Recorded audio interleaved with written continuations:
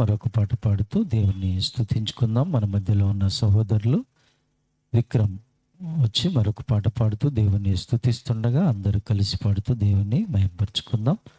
Next పాట Madhu Beulah సిద్ధపడవలసిందిగా కోరుతున్నాం. చేరి వచ్చిన దేవుని మీ అందరికీ ప్రభు పేరుతో శుభాభివందనం తెలుపుతున్నాను. మరొక మంచి పాటను పాడుకుంటూ ప్రభు నామాన్ని స్తుతిద్దాం.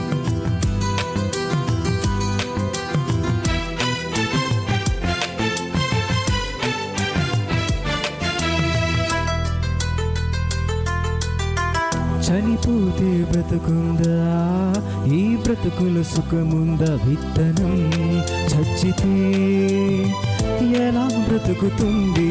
విత్తనం చచ్చితే ఎలా బ్రతుకుతుంది? చనిపోతే బ్రతుకుందా, ఈ బ్రతుకుల సుఖముందా?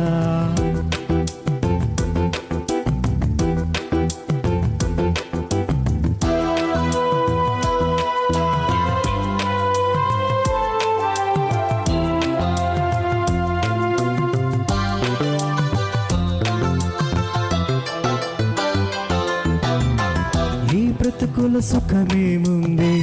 ఆ సుఖముల బ్రతుకెంతుంది? స్వర్గం నరకం శాశ్వతమే అని తెలుసా? అది శాశ్వత సుఖము దుఃఖం నీకని తెలుసా? ఈ బ్రతుకుల సుఖమేముంది? ఆ సుఖముల బ్రతుకెంతుంది? స్వర్గం నరకం శాశ్వతమే అని తెలుసా? అది శాశ్వత సుఖము దుఃఖం ఆత్మకు తెలుసా? ఒక విత్తనంలో బ్రతుకెంతుంది? మహావృక్షమే దానిలో ఉంది. మనిషి దేహాన్ని నడిపే ఆత్మకు ఈ బ్రతుకుంది.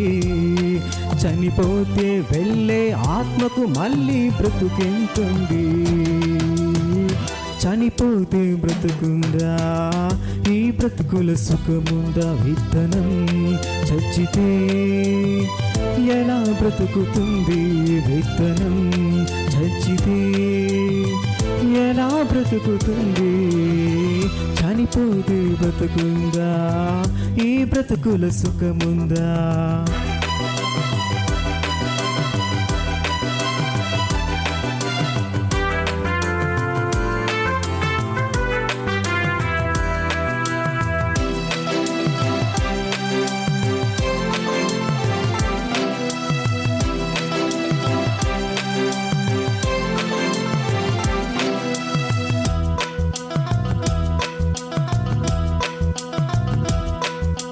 చనిపోతే వెళ్ళేది నీలో ఆత్మే. నువ్వు చేసిన క్రియలను బట్టి దానికి తీర్పే. చనిపోతే వెళ్ళేది నీలో ఆత్మే. నువ్వు చేసిన క్రియలను బట్టి దానికి తీర్పే. నీ మరణ దినమే అది వెళుతుంది. ఒక క్షణములో శిక్ష పడుతుంది. ఆరని అగ్నిలో చావని ఆత్మకు బాధింతుంది. ఆ దేవుని మరచి బ్రతికినందుకే శిక్ష ఉంటుంది.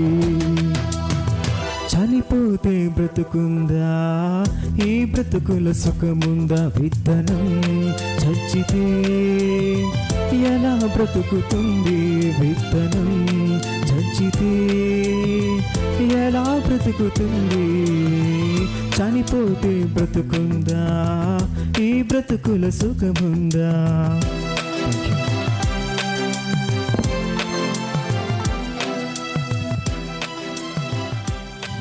హలో, చాలా చక్కటి పాట పాడి వినిపించిన సహోదరునికి సంఘపక్షాన వందనాలు తెలియజేస్తున్నాను.